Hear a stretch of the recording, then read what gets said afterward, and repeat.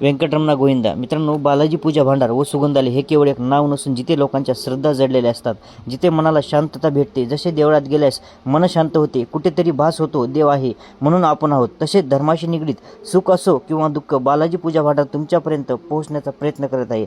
मग ते पूजा साहित्याच्या माध्यमातून म्हणा किंवा सुगंधाच्या माध्यमातून म्हणा. बालाजी पूजा भांडारचा सुगंध हा आता माजलगाव पुरताच मर्यादित राहिला नसून तो प्रत्येक खेडेगावात पसरला आहे.